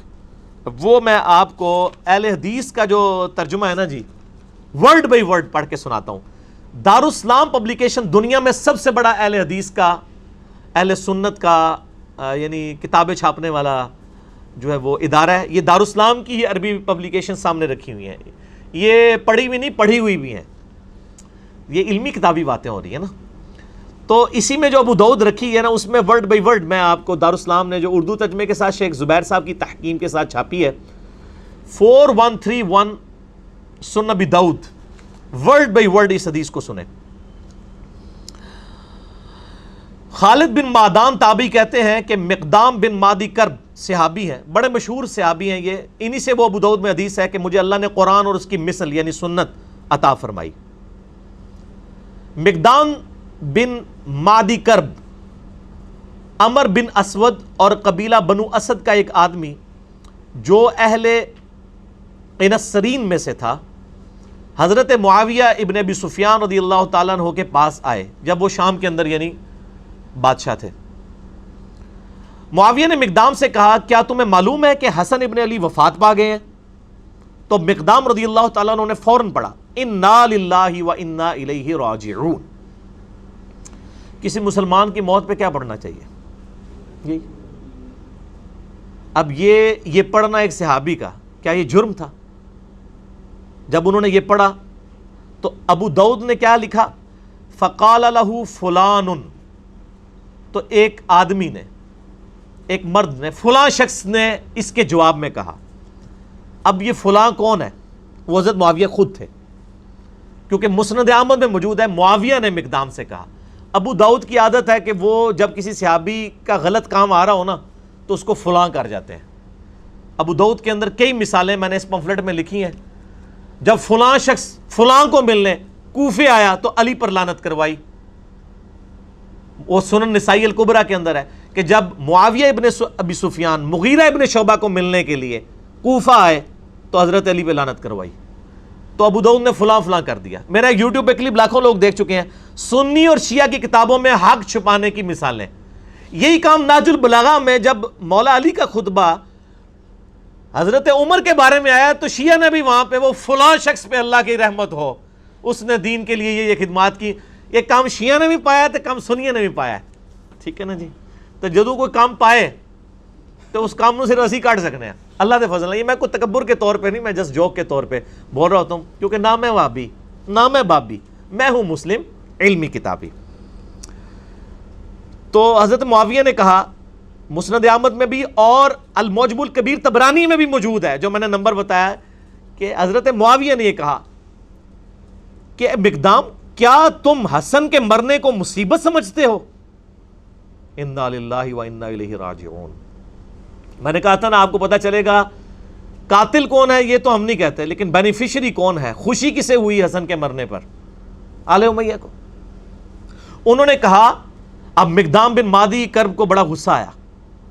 انہوں نے کہا میں حسن کی وفات کو مصیبت کیوں نہ سمجھوں جبکہ رسول اللہ صلی اللہ علیہ وآلہ وسلم نے ان کو اپنی گود میں بٹھایا ہوا تھا اور فرما رہے تھے حسن مجھ سے ہے اور حسین علی سے ہے. یعنی مقدام بن مادی کرب کہتے ہیں میں نے نبی الاسلام کو خود دیکھا ہے کہ اپنے زانوں پہ ایک طرف حسن ابن علی کو بٹھایا ہے, دوسری طرف حسین ابن علی کو, اور کہہ رہے ہیں حسن مجھ سے ہے حسین علی سے ہے. اور یار جس نے نبی کو اتنی محبت کرتے ہوئے دیکھا ہو تو سر پھر اس شخص کی وفات کے اوپر اس کو پھر غم تو ہوگا نا. تو وہ حضرت معاویہ کو جواب دے رہے ہیں کہ میں کیوں نہ مصیبت سمجھوں جب نبی علیہ السلام اتنی محبت ان سے کرتے تھے. اور بخاری کے تو الفاظ میں نے بتایا نا ابن عمر کے, صحیح بخاری 3753, حسن و حسین دنیا میں میرے 2 پھول ہیں. ٹھیک ہو گیا. ہائے ہائے ہائے. اب وہ جو اسدی شخص مقدام بن مادی کرب کے ساتھ گیا ہوا تھا نا حضرت معاویہ کو ملنے ہوئے, آپ کو پتہ ہے شاہ سے زیادہ شاہ کے وفادار ہوتے ہیں چمچے. وہ چمچا تھا. اس نے دیکھا کہ جب معاویہ ہی توہین کر رہے ہیں حضرت حسن ابن علی کی, یہ بات کہہ کے کہ حسن کا مرنا کوئی مصیبت ہے, انہوں نے کہا میں بھی بیچ اپنا تھوڑا لچ تال دیا. تو اس نے کہا فقال الاسدی جمرۃ اطفأ اللہ, حسن تو ایک آگ کا کوئلہ تھا جسے اللہ نے بجھا دیا. انا للہ و انا الیہ راجعون. اللہ کی لعنت ہو ایسے لوگوں پر جو اہل بیت کے ساتھ بغض رکھنے والے تھے. صحیح مسلم میں حدیث ہے, علی سے محبت نہیں رکھے گا مگر مومن, علی سے بغض نہیں رکھے گا مگر منافق. صحیح مسلم 240. اور یہ آپ دیکھ لیں سیدنا علی کی اولاد کے ساتھ غدیر خم پہ جو نبی علیہ السلام نے کہا تھا میں اہل بیت کے معاملے میں تمہیں اللہ کا خوف دلاتا ہوں, 6225 سے 6228 تک صحیح مسلم میں, وہ اہل بیت سے مراد مولا علی اور ان کی اولاد لی تھی. کیونکہ سن نسائی الکبریٰ میں مسند احمد میں آگے الفاظ ہے غدیر خم کی حدیث کے کہ مولا علی کا ہاتھ پکڑ کے نبی علیہ السلام نے صحابہ کے دوران یعنی غدیر خم پہ بلند کر کے کہا من کنت مولا فہذا علی مولا, جس کا مولا میں اس کا مولا علی, جس کا جگری یار میں اس کا جگری یار علی, جس کا آقا میں اس کا آقا علی. اور پھر کہا اے اللہ علی جو علی سے محبت رکھے تو بھی اس سے محبت رکھ, جو علی سے بغض رکھے تو بھی اس سے بغض رکھ. کیونکہ علی کی اولاد نہیں ذبح ہونا تھا نا.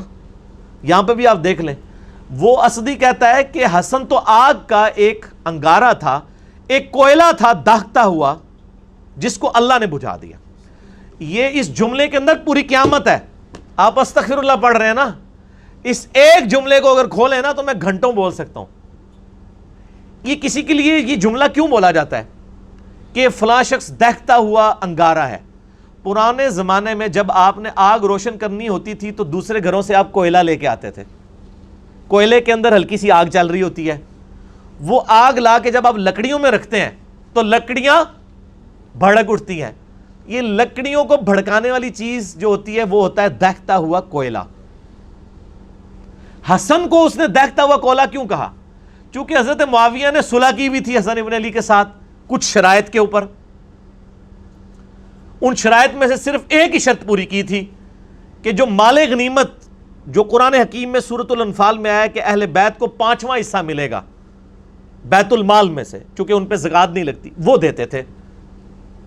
باقی جو 4 شرائط تھیں, نمبر 1 حضرت معاویہ رضی اللہ تعالیٰ عنہ خلفائے راشدین کے طریقے کے مطابق حکومت چلائیں گے, کوئی نہیں پوری کی.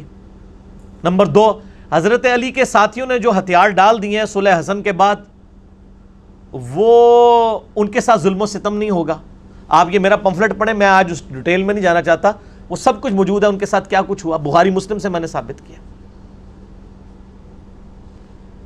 نمبر 3 ممبروں کے اوپر جو سب و شتم کا سلسلہ جاری ہے حسن ابن علی کے والد علی ابن ابی طالب پہ, وہ ختم کروایا جائے.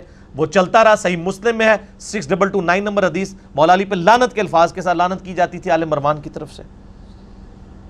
اسی طریقے سے حضرت معاویہ اپنے بعد امت کو شورا پہ چھوڑیں گے, اپنے بیٹے کو نامزد نہیں کریں گے. لیکن وہ بھی آپ بخاری اٹھا کے 4827 نمبر حدیث 4827 دیکھ لیں, صحابہ نے مخالفت کی, انہوں نے زبردستی کیا. ٹھیک ہے, تو کوئی ایک شرط بھی نہیں مانی سوائے ایک مال غنیمت والا معاملہ. تو یہ سارے شرائط تھیں. اب یہ شرائط جب کوئی بندہ پورا نہ کر رہا ہو تو جس سے صلح ہوئی ہو اس سے ڈر تو لگا رہتا ہے نا کہ کہیں یہ بھی اپنا صبر کا پیمانہ اس کا لبریز ہو اور یہ دوبارہ سے خلافت کے لیے کوئی تحریک اٹھا دے. جو جب تحریک اٹھائے گا تو تحریک اٹھانے والا جو شخص ہے وہ ایک دہتا ہوا کولا ہوگا جس سے آگ بھڑک سکتی ہے, خلافت راشدہ دوبارہ سے چڑھ سکتی ہے. اب آپ کو اس جملے کی گہرائی پتہ چلی. حسن ایک دہتا ہوا کولا تھا جسے اللہ نے بجھا دیا. انہوں نے کہا شکر ہے ختم ہوا ہے, انہوں سے اپنی مرضی نہ لے کام ٹور کے رکھیں گے. سمجھ آئیے آپ کو؟ اب یہ جب گفتگو ہو رہی ہو کسی صحابی کے سامنے, یہ کسی وہابی کے آگے نہیں ہو رہی تھی, یہ صحابی کے آگے بات ہو رہی تھی, نہ کسی بابی کے آگے ہو رہی تھی. بابی بابوں کا دفاع کرتے ہیں، وہابی اپنے وہ بادشاہوں کا دفاع کرتے ہیں۔ یہ صحابی تھا مقدام بن مادی کرب، اس نے کہا کہ پہلے معاویہ نے یہ بات کی رضی اللہ تعالیٰ عنہ کہ حسن کا مرنا کوئی مصیبت ہے، اب اس کے چمچے نے آگے سے یہ بات کر دی ہے کہ حسن تو ایک آگ کا انگارہ تھا، اسے بجھا دیا اللہ نے۔ ہائے ہائے ہائے ہائے۔ اب مقدام فقال المقدام، مقدام نے کہا اما انا، انہوں نے کہا معاویہ جت تک میرا تعلق ہے نا، فلا ابرح اليوم، آج میں اس وقت تک یہاں سے تیرے دربار سے نہیں اٹھوں گا، حتی اغیظک، یہاں تک کہ میں تجھے غصہ نہ دلاؤں۔ یعنی تو نے مجھے تکلیف دی ہے نا حضرت حسن ابن علی کے بارے میں کومنٹس کر کے نیگیٹو، میں تجھے ایسی باتیں کروں گا کہ تجھے غصہ دلاؤں۔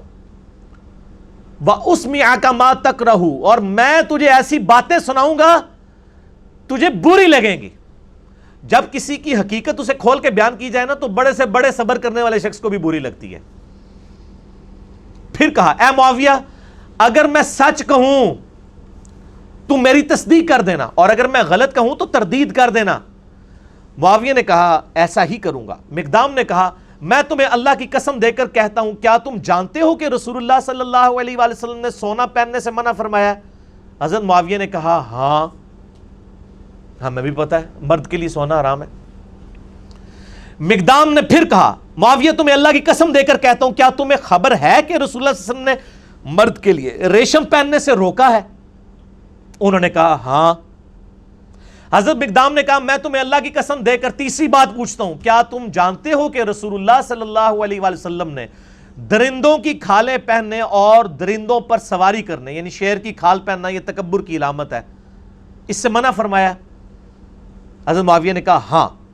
مقدام نے کہا اللہ کی قسم میں نے یہ سب کچھ تمہارے گھر میں ہوتے ہوئے دیکھا ہے اے معاویہ، یعنی تم مانتے بھی ہو کہ سونا مرد کے لیے حرام ہے، ریشم مرد کے لیے حرام ہے، درندوں کی کھالیں پہننا حرام ہے، یہ تینوں حرام کام جو تم خود جانتے ہو تمہارے گھر میں ہوتے ہیں۔ اب میں نہیں کہتا کہ حضرت معاویہ نے سونے کے کڑے یا وہ کوئی لاکٹ پہنا ہوا تھا، میرا اس نے ظن ہے کہ ان کے بال بچے ہی کرتے ہوں گے، گھر میں ظاہر ہے کہ میرے آپ کے بچے تو نہیں تھے نا، ان کے ہی ہوں گے، ہم اس نے ظن رکھتے ہیں کہ وہ خود نہیں کرتے تھے۔ اب یہ بات کرنے کے بعد تو آپ تو کہتے ہیں جی امام حنیفہ کا قول دکھاتے ہیں، آگے حدیث دکھاتے ہیں، لوگ کو رجوع ہی نہیں کرتے، کہتے ہیں حدیث کو ہم نے چھوڑنا ہے۔ اب یہاں پہ نبی علیہ السلام کی حدیث ان کو پتہ ہے، حضرت معاویہ سے کہا جا رہا ہے کہ آپ توبہ کریں۔ اب کیا ہوا؟ مقدام نے کہا اللہ کی قسم یہ سب کچھ آپ کے گھر میں ہوتا ہے اے معاویہ۔ اس پر معاویہ نے کہا اے مقدام مجھے معلوم تھا کہ میں تجھ سے ہرگز بچ نہیں سکوں گا، یعنی میری کمزوریاں تجھے پتہ ہیں۔ حالانکہ ہونا چاہیے تھا معاویہ اے مقدام میں تمہیں گواہ کر کے کہتا ہوں آج تک جو کچھ مجھ سے ہوا میں اللہ سے توبہ کرتا ہوں، اللہ تعالیٰ یہ گناہ معاف کرے، آئندہ میں اپنی اصلاح کروں گا۔ کیونکہ آپ تو ہمیں یہی بتاتے ہیں نا کہ جب صحیح حدیث مل جائے تو وہی آپ کا مذہب ہونا چاہیے۔ آپ کہتے ہیں امام حنیفہ کے سامنے حدیثیں آتی تھی وہ پیچھے نہیں ہٹتے تھے، تو یہ امام حنیفہ سے بہت پہلے ہی معاملہ جو ہے وہ بگڑا ہوا ہے۔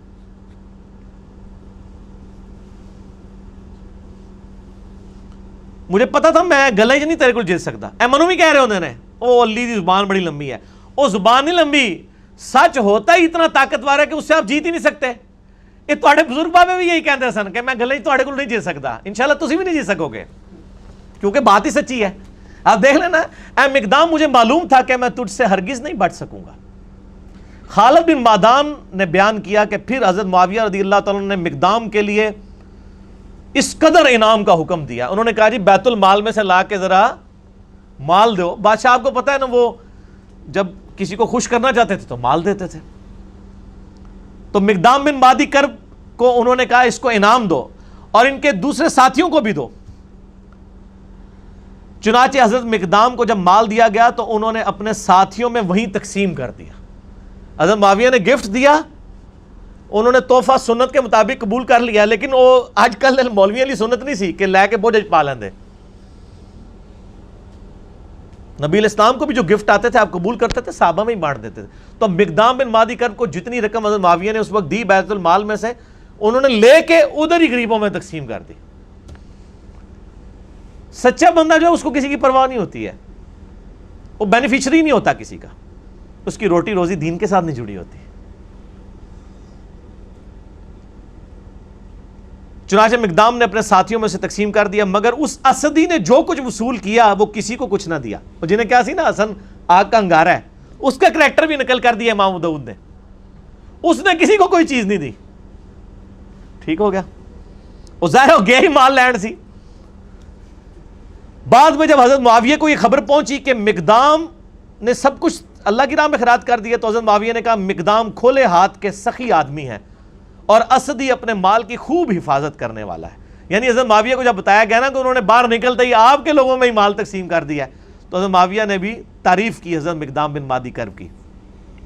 ان کو گستاخ صحابہ اور رافضی نہیں کہا مقدام کو. ان کا یار گل تو صحیح کی تھی انہیں. تو اسی بھی مان جاؤ میں گلا صحیح کرنا بھائی، ناراض نہ ہویا کرو. اچھا اس کی شرح جو ہے دارالاسلام نے لکھی ہے بھائی، میں نے نہیں لکھی. اور دارالاسلام میں بھی شیخ زبیر صاحب نے نہیں لکھی ہے. شیخ زبیر صاحب نے صرف حدیثوں پہ صحت کا حکم لگایا، جو شرح ہے وہ دوسرے علماء نے لکھی ہے. اور صلاح الدین یوسف صاحب نے بھی اس کے اوپر یعنی کہ تقریض لگائی ہوئی ہے. اس کی شرح میں لکھتے ہیں، اب دیکھیں دارالاسلام ورڈ بائی ورڈ آپ شرح سنیں. صحابہ کرام حق بات کہنے میں بڑے جری تھے. حضرت مقدام رضی اللہ تعالیٰ عنہ کو حضرت معاویہ رضی اللہ تعالیٰ عنہ کی عمارت سے کوئی خوف نہ آیا اور بے دھڑک حق بات کہہ دی. چلو جی شکر ہے. اے علی بھائی نے نہیں کہا گیا لکھو، دارالاسلام نے کئی سال پہلے یہ شرح کی ہوئی ہے. اس مکالمے کے شروع میں جو آیا کہ ایک آدمی نے کہا کہ حسن کے مرنے کو تم مصیبت سمجھتے ہو، اس کے قائل شاید حضرت معاویہ ہی ہوں جس سے ادبن مبہم رکھا گیا ہے. اے دیکھو وہ شرح کرنے والا مان رہا ہے کہ یہ جو ہے نا ایک بندے نے کہا کہ معاویہ کا مرنا کو مصیبت ہے، تو یہ حضرت معاویہ نے اصل میں کہا تھا، امام داؤد نے ادب کے طور پر فلاں لکھ دیا. آگے بریکٹ میں لکھا ہے اون المعبود. اون المعبود اہل حدیث عالم کی وہ شرح ہے ابو داؤد کی جو پوری دنیا میں مدرسوں میں پڑھائی جاتی، عربی میں لکھی ہوئی.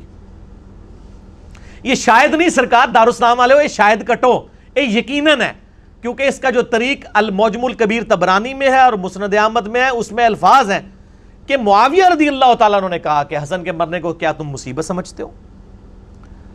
اس کے بعد پھر وہ لکھتے ہیں بنو امیہ اور اہل بیت کے خاندانوں میں سیاسی امور میں ان کے خاص رجحانات تھے. یہ تاریخ اسلام کا انتہائی پریشان کن دور تھا جو گزر گیا. وہ کہتے ہیں گزر گیا، مٹی پاؤ چھاڑ دو.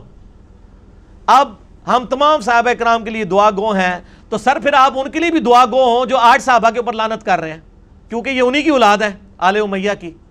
ان کو پھر آپ کس منہ سے سمجھائیں گے؟ صرف ان کو میں سمجھا سکتا ہوں، انجینئر محمد علی مرزا، جو آل امیہ کے کاموں کو بھی غلط کہتا ہے اور آج رافضیوں کی لعنت کرنے کو بھی غلط کہتا ہے. آپ تو 2 نمبر لوگ ہیں، آپ کے تو دورے معیار ہیں، آپ کسی کو سمجھا سکتے ہیں؟ وہ کہتا ہے چھوڑ دو. اب ہم تمام صحابہ کرام کے لیے، تمام صحابہ کرام نہیں یار، 3-4 بندوں کا مسئلہ ہے. صحابہ کرام اتنے زیادہ نہیں ہیں. حضرت معاویہ رضی اللہ تعالیٰ عنہ، مغیرہ ابن شعبہ رضی اللہ تعالیٰ عنہ، عمر ابن عاص رضی اللہ تعالیٰ عنہ، اور بسر بن ابی ارطا رضی اللہ تعالیٰ عنہم اجمعین. ہم ان کے لیے دعائیں خیر کرتے ہیں لیکن ان کا جھوٹا دفاع بھی نہیں کرتے. ان کے لیے دعا گو ہوں اور کسی کے متعلق اپنے دل میں کوئی بغض نہ رکھیں. ایک مورخ کو جو ہے وہ کسی بھی جانب میلان ہو اس کا حق ہے، مگر خیال رہے کہ دوسری جانب بھی جلیل القدر صحابہ ہیں رضی اللہ عنہم و ارضاہم، اور دعا کریں ربنا اغفر لنا ولاخواننا الذین سبقونا بالایمان. اور ہم بھی یہ دعا کرتے ہیں، میرا تو کلپ ریکارڈڈ ہے سورۃ الحشر کی آیت نمبر 10. ہم دعا کرتے ہیں کاش جن کے لیے ہم دعائیں کر رہے ہیں انہوں نے بھی مولا علی کے لیے دعائیں کی ہوتی، ممبروں پر مولا علی پہ لعنت نہ کروائی ہوتی. اس کا مطلب ہے اللہ کے فضل سے ہمیں تو توفیق ہے، ان کو یہ توفیق نہ مل سکی. صحیح مسلم 6229 لعن اللہ ابا التراب نعوذ باللہ. آل مروان صحابہ کرام کو ممبروں میں بلا کے کہتے تھے ابو تراب پہ لعنت کرو، نعوذ باللہ. درندوں کی کھالیں اور ان کی گدیاں استعمال کرنا جائز نہیں ہے، اور ایسے ہی مردوں کے لیے سونا اور ریشم بھی مباح نہیں. حضرت معاویہ رضی اللہ تعالیٰ کے متعلق جو ذکر ہوا، ان کے گھر میں ریشم اور درندوں کی کھالیں اور سونا استعمال ہوتی تھی، تو شاید فرامین رسول کی وہ کوئی تعویل کرتے ہوں. دیکھو یہ وہی ہے جس طرح وہ تفسیر عثمانی میں لکھا ہے نا کہ قرآن میں آیا کہ بچے کی دودھ چھڑانے کی عمر 2 سال ہے، اور امام حنیفہ فرماتے ہیں 2.5 سال ہے. شاید امام حنیفہ کے پاس بھی کوئی دلیل ہو. یہ وہی ہے او پائی سارے ہی کو کچھو، نہ میں وابی نہ میں بابی، میں ہوں مسلم علمی کتابی. آپ یہ دیکھ لیں بابی ہیں، یہ پریکٹیکلی یہ بھی بابی بنے ہوئے ہیں. دارالاسلام والے بجائے یہ لکھنے کے کہ انہوں نے غلط کام کیا، وہ کہتے ہیں انہوں نے تعویل کر لی ہوگی. دنیا میں ہر شخص اپنے جرم پہ پردہ ڈالنے کے لیے نا تعویل ہی کرتا ہے. ظاہر ہے جنہوں نے عمار ابن یاسر کے قتل کے اوپر تعویل کر لی کہ یہ علی ہے قاتل، نہ علی لے کے آتا تو نہ قتل ہوتا، ماریا خود. تو پھر مولا علی نے فرمایا کہ پھر حمزہ کا قاتل کیا نبی علیہ السلام تھے؟ نہ عہد میں لے کے جاتے نہ حمزہ قتل ہوتا. پھکی دی تھی، مولا علی بھی پھکیاں دیندے سن. الزامی جواب، اینٹی وینم، لاجیکل آنسر. بال یہ ہر ٹاپک لادا ہو جائے گا. تو یہ میں نے شرح بھی بیان کر دی اور شرح بھی بیان کر دی. باقی میں اب اس ٹاپک کو کتنا یعنی اور کھول کے بیان کروں. آپ ریسرچ پیپر 5B پڑھیں، سب کچھ آپ کو ملے گا. میرے 2 لیکچر ضرور سنیں. ایک لیکچر ہے جس میں میں نے اہل تشیع کا مقدمہ اہل سنت کی عدالت میں پیش کیا ہے، مسئلہ نمبر 101، صحیح مسئلہ خروج، خلافت و ملوکیت صحیح مسئلہ خروج اور فکر حسین حق پرستی کی علامت ہے. اہل سنت پاک.com پہ یوٹیوب پہ جا کے لکھیں 101 مسئلہ، کھل جائے گا. اس میں نے اہل تشیع کا مقدمہ اہل سنت کی عدالت میں پیش کیا، جس ایسی مسجد میں جہاں پہ آدھے شیعہ بیٹھے ہوئے تھے، آدھے سنی، اور سنی بھی تینوں بریلوی دیوبندی اہل حدیث. اور دوسرا لیکچر ہے مسئلہ نمبر 162A، خلافت راشدہ کے 30 سال، شیعہ کی کتاب نہج البلاغہ سے مولا علی علیہ السلام کے 5 خطبات کی روشنی میں، جس میں میں نے اہل سنت کا مقدمہ اہل تشیع کی عدالت میں پیش کیا ہے. لاکھوں لوگ یہ ویڈیوز، اس کے کلپس دیکھ چکے ہیں.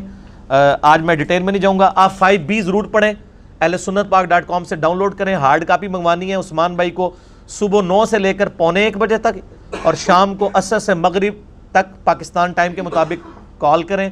تمام ریسرچ پیپرز فری ڈاک میں آپ کے گھر بالکل مفت پہنچیں گے. ان کا نمبر، موبائل نمبر نوٹ کر لیں، +92 321 5900 162، اور پاکستان میں کریں گے تو 0321 5900 162. ہارڈ کاپی بھی آپ کو یہ 200 احادیث کی انشاءاللہ مل جائے گی. تو یہ آج کا ٹاپک ہمارا اس حوالے سے الحمدللہ کنکلوڈ ہوا عوام الناس کے اعتبار سے.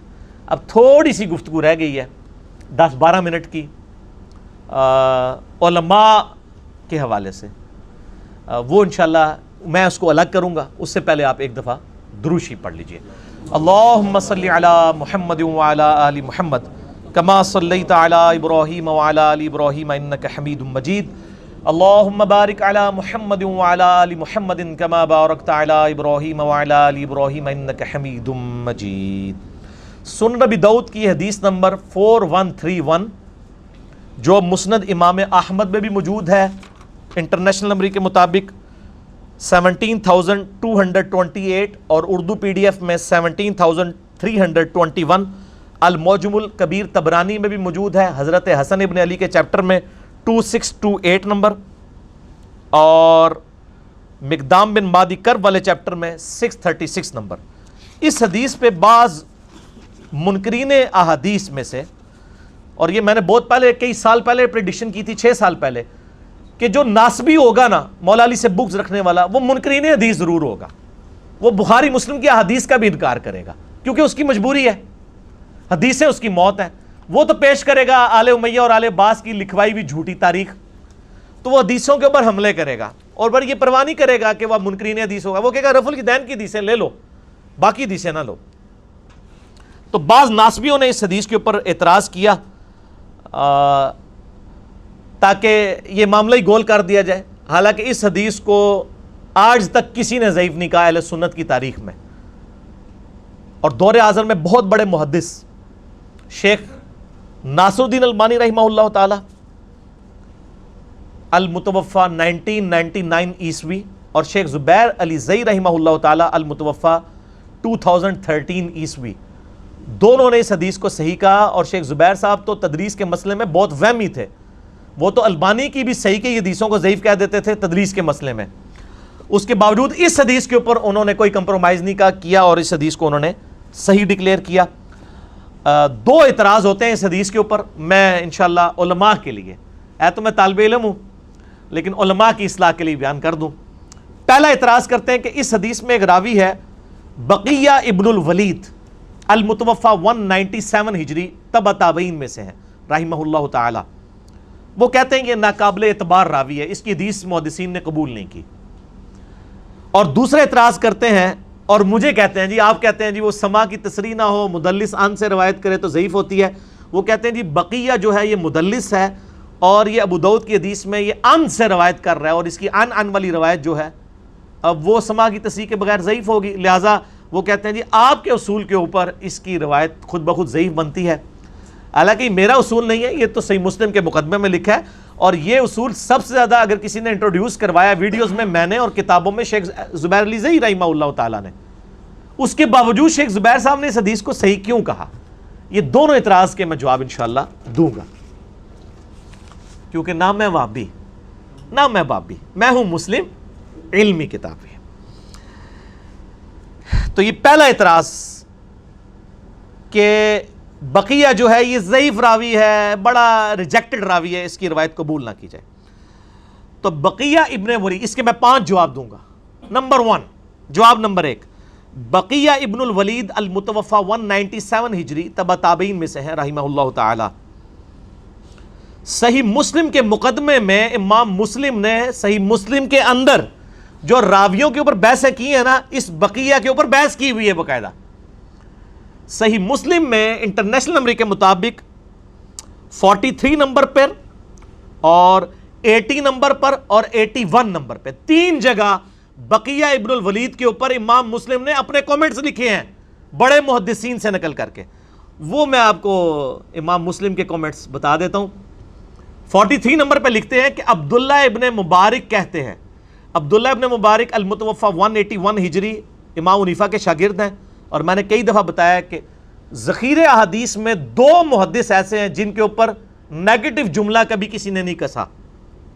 ایک عبداللہ ابن مبارک، امام بخاری کے دادا استاد ہیں یہ، اور امام حنیفہ کے شاگرد ہیں. بعد میں امام حنیفہ کو چھوڑ گئے تھے. وہ میرا ایک کلپ بھی ہے امام حنیفہ سے رفع الیدین پہ مناظرہ، وہ انہوں نے ہی مناظرہ کیا تھا جو حدیث کی کتابوں میں ہے. ایک ان کے مناظرے ہیں نا جو جعلی تاریخ کی کتابوں میں ہے. ایک عبداللہ بن مبارک، دوسرے امام مسلم جن کے اوپر جرح کا کوئی کلمہ نہیں ملتا. امام بخاری پہ بھی بعض محدثین نے جرح کی ہے لیکن ان کے اوپر نہیں جرح ملتی. عبداللہ ابن مبارک کا قول صحیح مسلم میں انٹرنیشنل نمبر کے مطابق جو مسلم کا حصہ ہے اور نمبرنگ کا حصہ ہے 43 نمبر، عبداللہ ابن مبارک کہتے ہیں کہ بقیہ ابن ولید صدوق راوی ہے، سچا راوی ہے، لیکن وہ روایت کرتا ہے سب قسم کے لوگوں سے. یعنی خود وہ سچا ہے لیکن وہ جن سے روایتیں نقل کرتا ہے نا، بعض اوقات وہ ضعیف راویوں کی روایت بھی لے لیتا ہے اور بعض اوقات ثقہ راویوں کی بھی. وہ تو سارے ہی ہیں، بخاری مسلم کے علاوہ جتنے امام ہیں، ابو داؤد، ترمذی، نسائی، ابن ماجہ، انہوں نے ضعیف راویوں سے لی ہوئی ہے. لیکن جب ضعیف راوی ہوگا پتہ تو چل جائے گا اور روایت تو ضعیف ہو جائے گی. تو یہ تو کوئی عیب نہیں ہے. خود امام بخاری نے الادب المفرد میں کئی ضعیف راویوں سے جن پہ امام بخاری نے خود جرح کی ہوئی ہے تاریخ کبیر میں، ان سے روایتیں بھی لی ہوئی ہیں، لیکن بتا دیا ہے کہ یہ روایت میں یہ راوی کمزور ہے. تو یہ کوئی عیب نہیں ہے. عبداللہ ابن مبارک کیا کہتے ہیں؟ یہ صدوق راوی ہے، سچا راوی ہے. کون؟ بقیہ ابن ولید.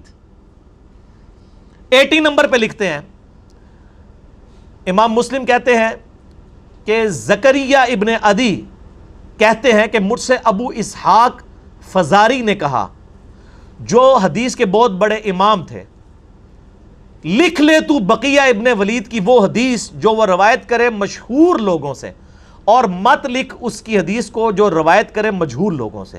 یہ بقیہ کے لیے نہیں ہے، باقی بھی سارے راوی جو ثقہ راویوں سے کریں وہ آپ لے لیں، جو دوسری وہ چھوڑ دیں.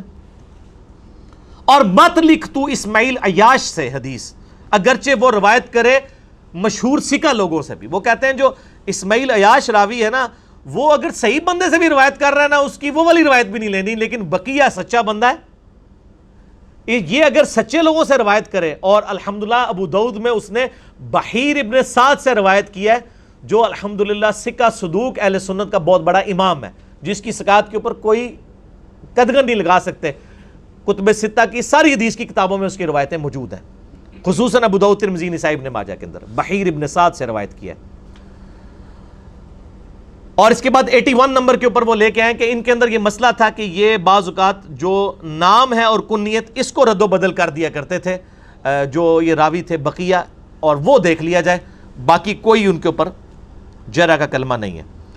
جواب نمبر 2، صحیح مسلم میں جو یہ 80 نمبر پہ کامنٹس ہے نا کہ بقیہ کی روایت جو مشہور لوگوں سے وہ کرے وہ آپ لے لو اور جو ضعیف لوگوں سے کرے وہ نہ لو، یہ سیم کامنٹس جامعہ ترمذی میں بھی موجود ہیں۔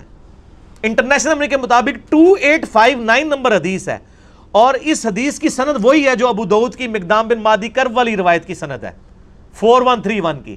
اس میں بھی بقیہ ابن ولید عن بحیر ابن سعد کر رہے ہیں۔ اس کے نیچے امام ترمذی لکھتے ہیں کہ میں نے عبداللہ بن عبد الرحمن سے سنا کہ وہ کہتے تھے کہ میں نے زکریا بن عدی سے سنا کہ وہ کہتے تھے کہ امام ابو اسحاق فزاری کہا کرتے تھے خذوا عن بقیۃ ما حدثکم عن الثقات، بقیہ سے وہ حدیثیں قبول کر لیا کرو جو وہ ثقہ راویوں سے کرے، ولا تأخذوا عن اسماعیل ابن عیاش، اور اسماعیل ابن عیاش کی کوئی حدیث قبول نہ کرو چاہے وہ ثقہ راویوں سے کرے چاہے بغیر ثقہ کے۔ مسلم میں 80 نمبر پہ یہ کامنٹس ہے اور ترمذی میں بھی موجود ہیں 2859۔ امام ترمذی تو جھوٹیاں نو کار تک پہنچا کے گئے نے، بقیہ کے اوپر کامنٹس کیے ہوئے ہیں۔ اچھا اس طرح کے کامنٹس بڑے کم راویوں میں ملتے ہیں، تو بقیہ نے چونکہ اہل سنت کے منہج کی حفاظت کرنی تھی ناسبیت کے خلاف، امام مسلم امام ترمذی نے کامنٹس کیے۔ اچھا جی، جواب نمبر 3، صحیح مسلم میں ایک حدیث کے راوی بھی بقیہ ہیں۔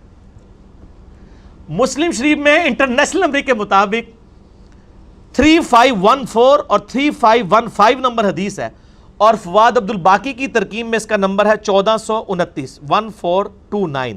ابن عمر کہتے ہیں رضی اللہ تعالیٰ عنہ کہ نبی علیہ السلام نے فرمایا اگر کوئی ولیمے کی دعوت دے یا کوئی بھی اور دعوت دے تمہارا مسلمان بھائی تو قبول کر لیا کرو۔ یہ مشہور حدیث ہے، اس حدیث کے راوی بھی بقیہ ہیں، وہی راوی۔ ٹھیک ہو گیا جی۔ جواب نمبر 4، جامعہ ترمذی کی مشہور ترین حدیث جو اہل سنت کے بچے بچے کو رٹی ہوئی ہے، انٹرنیشنل نمبر کے مطابق 2676، کہ آپ صلی اللہ علیہ وآلہ وسلم نے فرمایا میرے بعد تم بہت اختلاف دیکھو گے، اس وقت علیکم بسنتی و سنت الخلفاء الراشدین المہدیین، میری سنت اور میرے خلفاء راشدین کی سنت کو لازم پکڑ لینا۔ یہ جو حدیث ہے جامعہ ترمذی میں انٹرنیشنل نمبر کے مطابق 2676، اس حدیث کی سند وہی ہے جو ابو داؤد کی سند ہے، بقیہ ابن ولید نے روایت کیا ہے بحیر ابن سعد سے۔ اس حدیث کی سند وہی ہے جو ابو داؤد میں مقدام بن معدی کرب والی حدیث 4131 والی ہے۔ ٹھیک ہوگا جی۔ 5واں جواب، المستدرک للحاکم میں بھی یہی جو سند ہے، بقیہ ابن ولید روایت کر رہا ہے بحیر ابن سعد سے، خواہ وہ ان سے روایت کرے چاہے حدثنا سے روایت کرے۔ یہ حدیث مستدرک للحاکم میں بھی اسی سند کے اوپر 2 حدیثیں ہیں 2435 اور 4230، جس کو امام حاکم نے مسلم کی شرط پہ صحیح کہا اور امام ذابی نے موافقت کرتے ہوئے کہا کہ بقیہ کی یہ جو حدیث لینا ہے یہ امام مسلم کی شرط پہ حدیث صحیح ہے، چونکہ امام مسلم نے یہ حدیث لی ہوئی ہے 3514 اور 3515۔ ٹھیک ہوگا جی۔ امام حاکم نے اور امام ذابی نے بقیہ کی حدیث بحیر ابن سعد سے مسلم کی شرط پہ صحیح کہی ہوئی ہے۔ 5 جواب ہے، اور کنہیں جواب دیا؟ ابن حجر اسقلانی المتوفا 852 ہجری، انہوں نے بھی کہا یہ صدوق راوی ہے، البتہ مدلس تھا، مدلس تو ہم بھی مانتے ہیں، اور امام ذابی بھی اس کو صدوق کہتے ہیں۔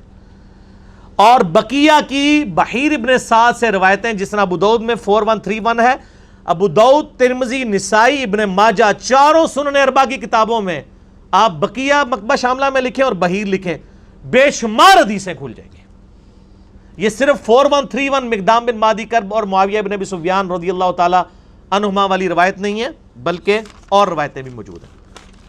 اعتراض نمبر 2، وہ کہتے ہیں جی بقیہ ابن ولید مدلس ہے اور ان سے روایت کر رہا ہے، تو اس کے میں 3 جواب دوں گا، اسی پہ میری گفتگو کنکلوڈ ہوگی۔ جواب number 1، to kill the evil ان دا بڈ، برائی کو میں جڑ میں ختم کرتے ہوئے آپ کو یہ بتاؤں کہ یہ بقیہ ابن ولید نے بحیر ابن سعد سے سما کی تصریح کی ہوئی ہے مسند احمد والے طریق کے اندر، اس میں تو ان سے روایت کر رہا ہے نا ابو داؤد میں۔ مسند احمد میں جو حدیث ہے 17228 عربی والی اور اردو PDF میں 17321، اس میں بقیہ نے بحیر ابن سعد سے حدیث سننے کی سماعت کی تصریح کی ہوئی ہے، ان سے روایت نہیں کیا ہوا، لہذا سماع کی تصریح مل گئی تو ابو داؤد والی روایت بھی صحیح ہوگی۔ ٹھیک ہو گیا جی. جواب نمبر 2, جو جامعہ ترمذی کی حدیث ہے 2676 علیکم بسنتی و سنت الخلفاء الراشدین المہدیین, اس میں بھی بقیہ ابن ولید ان سے ہی روایت کر رہا ہے بحیر ابن سعد کے ساتھ, اور امام ترمذی اس حدیث کو کہہ رہے ہیں ھذا حدیث حسن صحیح, حالانکہ سماع کی تصریح نہیں تھی. امام ترمذی نے اس کے باوجود ان والی روایت کو بھی علیکم بسنتی و سنت الخلفاء الراشدین المہدیین, ترمذی کی روایت کو امام ترمذی نے صحیح کہہ دیا سماع کی تصریح کے بغیر بھی. وہ میں آپ کو بتاتا ہوں کیوں کہا. لہٰذا اس کی سند اور 4131 ابو داؤد کی سند بالکل سیم ہے. جواب نمبر 3, یہ امام ترمذی نے بھی صحیح کہا, شیخ البانی نے بھی صحیح کہا, اور سب سے بڑھ کر شیخ زبیر لیزئی صاحب جو ذرا سے تدریس کے مسئلے میں اتنی مضبوط روایتیں جو ترمذی میں بھی آئی ہیں جن کو امام ترمذی نے صحیح کہا ہے, شیخ زبیر صاحب ان کو ضعیف ڈکلیئر کر دیتے تھے کہ سماع کی تصریح نہیں ہے. اب کیا وجہ ہے کہ شیخ زبیر صاحب اس روایت کو سماع کی تصریح کے بغیر بھی صحیح کہہ رہے ہیں, اگرچہ میں نے ثابت کر دیا کہ مسند احمد میں موجود ہے. اس کی میں آپ کو ریزن بتاتا ہوں. 2012 کی بات ہے, جب یہ روایت ہم نے پہلی دفعہ پبلک میں مارکیٹ میں ان کروائی نا, تو بڑا شور کھڑا ہوا شیخ زبیر صاحب کی وفات سے 1 سال پہلے. اب شیخ زبیر صاحب زندہ تھے, کسی نے جرت نہیں کی روایت پر ڈاکہ مارنے کی. ظاہر البانی بھی صحیح کہہ رہا ہے, زبیر لیزئی صاحب بھی صحیح کہہ رہے ہیں. ان کو پتا تھا شیخ زبیر صاحب ہمیں لتر پھیریں گے, انہوں نے کہا شیخ زبیر صاحب کی زندگی میں تو ہم یہ کام نہیں کر سکتے, بعد میں کریں گے.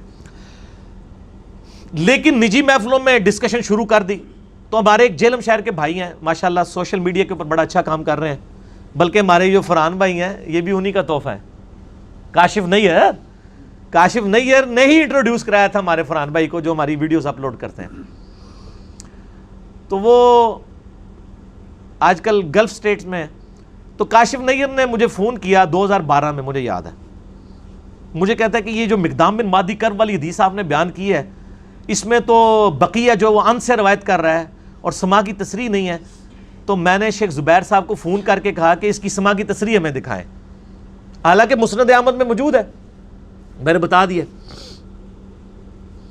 شیخ زبیر صاحب نے کہا یہ سماع کی تصریح کے بغیر بھی حدیث صحیح ہے. تو مجھے کاشف نیئر کہتا ہے دیکھو یار شیخ زبیر صاحب کہہ رہے ہیں سماع کی تصریح کے بغیر بھی یہ روایت صحیح ہے. تو میں نے ان کو کہا مجھے سمجھائیں کیسے. تو وہ مجھے کہتے ہیں آپ پاکستان آئیں مجھے ملنے کے لیے, تو آپ کو میں سمجھا دیتا ہوں. ظاہر ہے وہ پوری سائنس ہے نا ایک حدیث کے علم کی. ہم تو وہ سائنس ویڈیو میں رکھ دیا, آپ کو پاکستان آنے کی ضرورت نہیں, آپ ویڈیو میں دیکھ لیں گے, یہ وہ سائنس آپ کو سمجھا دیتے ہیں. تو مجھے کاشف بھائی کہتے ہیں کہ جی دیکھیں علی بھائی انہوں نے مجھے یہ کہا. میں نے کہا ٹھیک کہا انہوں نے, تو آپ آ جائیں. تو یہ مجھے گفتگو یاد تھی, میں جب یہ لیکچر تیار کر رہا تھا نا, تو پھر میں نے فرحان بھائی سے کہا, میں نے کہا یار کاشف نیئر کو مجھے فون کرے. ظاہر ہے وہ گلف اسٹیٹ میں ہے, تو انہوں نے میرا موبائل نمبر ان کو دیا, تو انہوں نے مجھے اسی وقت کال کی, 4-5 دن پہلے کی بات ہے. تو میں نے کہا کاشف بھائی آپ کو یاد ہے آپ نے 2012 میں, اب تو آج 9 ستمبر 2018 ہے, 6 سال پرانی بات ہے. میں نے کہا آج میں لیکچر ریکارڈ کرانے لگا ہوں تو مجھے آپ کی بات یاد آئی ہے. کہتے ہیں علی بھائی ایسے ہی بات ہوئی تھی, مجھے انہوں نے کہا تھا آپ حضرو آ جائیں تو میں آپ کو سمجھاؤں گا, یہ بالکل روایت صحیح ہے, یہ سماع کی تصریح کے بغیر بھی صحیح ہے روایت. یعنی شیخ زبیر صاحب کو یہ پتا تھا. آج کو کہہ رہے ہیں نا وہ جو ان کے شاگرد اور ان کے پوتا شاگرد صاحب وہ کوئی سامنے آئے ہوئے ہیں ناسبی, وہ کہتے ہیں کہ جی وہ جی شیخ زبیر صاحب کو اللہ تعالیٰ معاف کرے, ان سے غلطی ہوئی ہے, اگر زندہ ہوتے تو ہم ان کو بتاتے. ان کی زندگی میں تم لوگ جو ہیں وہ چوہوں کی طرح ایک دوسرے کو تو بتاتے پھرتے تھے, سامنے نہیں آتے تھے. ان کے فوت ہونے کے بعد سامنے آ گئے ہو. تو شیخ زبیر صاحب اللہ کے فضل سے اس حدیث کے اوپر اتنا کچھ لکھ کے گئے ہیں کہ ان کو قبر سے نکالنے کی ضرورت نہیں ہے, نہ ان کو روحانی طور پہ کوئی رابطہ کرنے کی یا کشف القبور کرنے کی ضرورت نہیں ہے. ان کے الحمدللہ روحانی شاگرد ہم بیٹھے ہوئے ہیں ادھر. اس حوالے سے شاگرد کے میں نے ان سے سیکھا ہے, باقی میں کوئی مدرسے کا نہیں پڑھا ہوا. شیخ زبیر صاحب نے ایک کتاب لکھی ہے فضائل صحابہ, بڑی مشہور کتاب ہے ان کی, جس میں خلفائے راشدین کے فضائل ہیں, امہات المومنین میں سے ہیں فضائل. وہ فضائل صحابہ کا PDF آپ کو مل جائے گا آرام سے, آپ جا کے kitabussunnah.com سے ڈاؤن لوڈ کریں, ہم اس میں لگا بھی دیں گے. اس میں حسن ابن علی کے اوپر جو چیپٹر باندھا ہے نا شیخ زبیر صاحب نے, اس میں یہ مقدام بن مہدی کرب والی حدیث وہ لے کے آئے ہیں. لیکن تھوڑی سمجھداری کی ہے انہوں نے, صرف آخری حصہ نقل کیا ہے کہ حسن مجھ سے ہے اور حسین علی سے. پوری حدیث نہیں نقل کی شیخ زبیر صاحب نے, کیونکہ پوری حدیث میں پٹورا باغ کھل جانا تھا. پھر ان کو 50 صفحے اور لکھنے پڑتے ہیں. انہوں نے صرف آخری حصہ نقل کیا اور نیچے لکھ دیا سنن ابی داؤد انٹرنیشنل نمبر 4131 وسندہ حسن, اور کہتے ہیں اس کی روایت بالکل صحیح ہے, اور نمبر لکھ دیا ابو داؤد 4131. آگے وہ شیخ زبیر صاحب لکھتے ہیں کہ یہ جو روایت ہے بقیہ ابن ولید عن بحیر ابن سعد, یہ محمول ہوتی ہے سماع کی تصریح پر, اگرچہ یہ راوی ان سے بھی روایت کرے تب بھی یہ روایت سماع کی تصریح پہ معمول ہوتی ہے. کیوں؟ انہوں نے لکھا اس لیے کہ جو بقیہ تھا وہ بحیر کی کتاب سے روایت کرتا تھا, لہذا سماع کی تصریح کی ضرورت ہی نہیں ہے. مثلا میں آپ کو ایک پمفلٹ لکھ کے دوں اپنے ہاتھوں سے, اور اس میں نے کچھ احادیث لکھی بھی ہوں, آپ جب وہ حدیث بیان کریں گے تو آپ یہ کہیں گے کہ انجینئر محمد علی مرزا بھائی سے روایت ہے یہ حدیث, اور آپ سے کوئی پوچھے کہ کیا آپ نے خود سنا ہے, تو آپ کہ میں نے سنا نہیں ہے, اسی لیے تو میں حدثنا نہیں کہہ رہا ہوں, میں ان کہہ رہا ہوں, ان سے روایت ہے. جس طرح ہم بھی صحابہ کہتے ہیں ان ابی ہریرہ, تو میں حضرت ابو ہریرہ تک تو سند نہیں پہنچا رہا ہوتا نا, لیکن مجھے پتا ہے ابو ہریرہ ٹھیک ہے, اور میں بھی تدلیس ہی کر رہا ہوتا ہوں, ہم سارے تدلیس ہی کر رہے ہوتے ہیں. ان ابی ہریرہ بیچ میں کوئی سند تو نہیں بیان کر رہے, وہ تو میں کہتے ہیں بخاری میں جائیں وہاں سے سند ملے گی.